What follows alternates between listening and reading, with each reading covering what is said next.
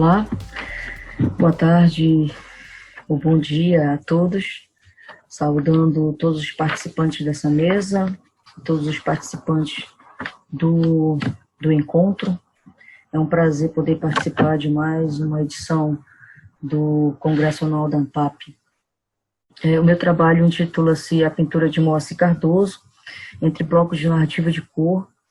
É um trabalho resultante da minha tese de doutorado, um trabalho que, na verdade, começou ainda no mestrado, quando eu pesquisei pinturas em fachadas de residências, de estabelecimentos comerciais, pinturas em placas, em faixas, em sua maioria feitas por artistas autodidatas, com característica decorativa ou publicitária. Dessas pinturas, partindo para o conhecimento dessas pinturas, fui chegando aos poucos aos artistas, né, aos produtores dessas pinturas. E aí, no ano de 2016, eu cheguei ao Moacir Cardoso. É um trabalho que o Moacir Cardoso, eu acabei me aproximando do Moacir por conta desse trabalho, e de certa maneira, ele acabou se tornando o principal objeto da tese. Tá? O Moacir é um artista que nasceu em Salvador, em 1961. Em 1991, ele chegou em Bragança, a princípio para trabalhar numa obra de engenharia civil, como técnico, e posteriormente ele acabou ficando no município, mesmo depois que a obra foi cancelada.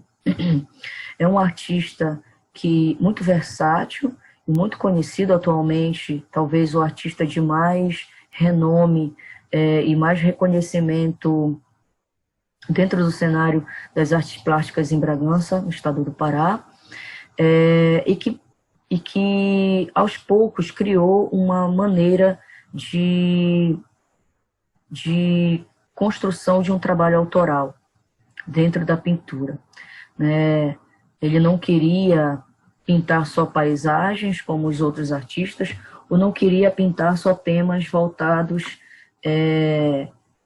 pintar de maneira realista os temas do cotidiano, do folclore local.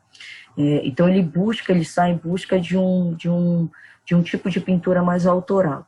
E ele acaba escolhendo a estética cubista como principal referencial nessa busca.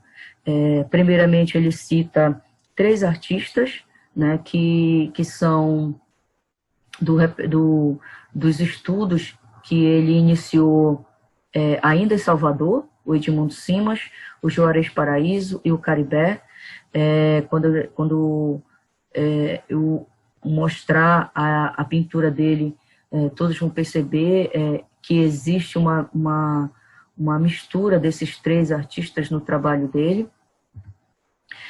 Um outro grupo de referenciais que o Moacir cita, né, como referenciais diretos à pintura deles, é o trio de artistas do modernismo brasileiro, a Tarsila do Amaral, o Di Cavalcanti e o Cândido Portinari.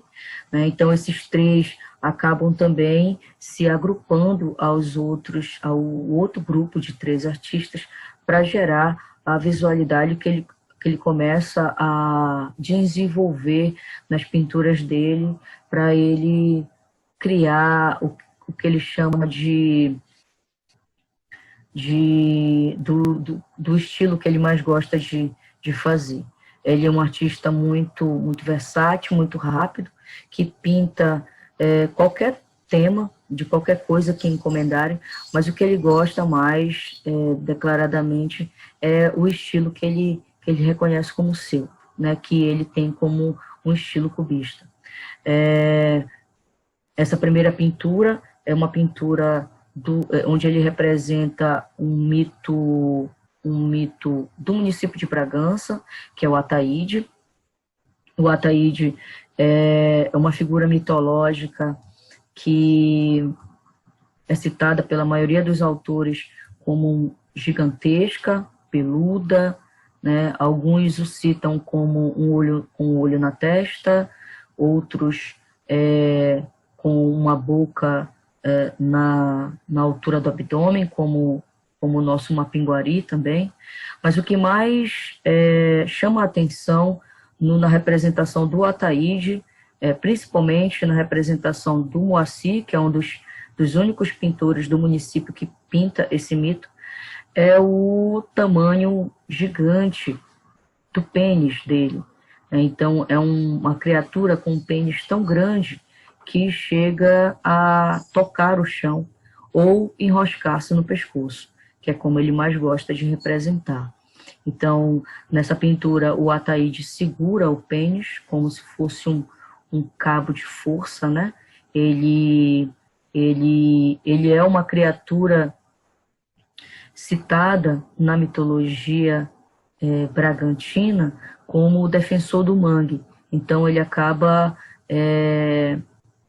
se vingando, né, punindo todos aqueles que usam o mangue de forma não sustentável, né, de forma a desrespeitar o habitat dele. Então, a representação aí está bem indicativa, né, desse momento em que o Ataíde surpreende esses coletores de caranguejo, né, que é uma prática muito comum em Bragança, surpreende esses coletores, né, e ele é representado com essa ira de quem surpreende uma atitude ilegal.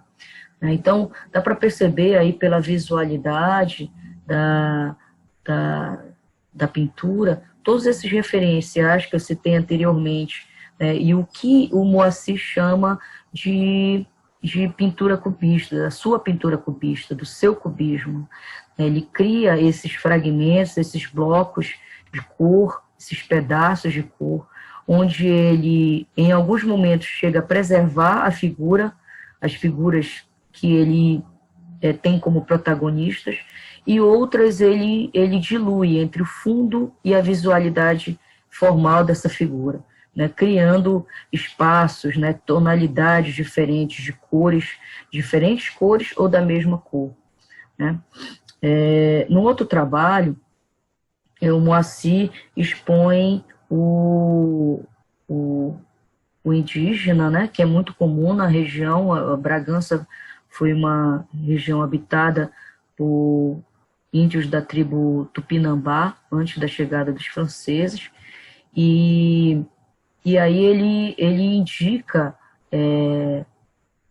uma crítica, né, ao tratamento desse índio, né, apesar de a gente ter muitas tribos ainda espalhadas em algumas regiões do Pará, a gente ainda tem muito essa negação, né, dessa raiz indígena.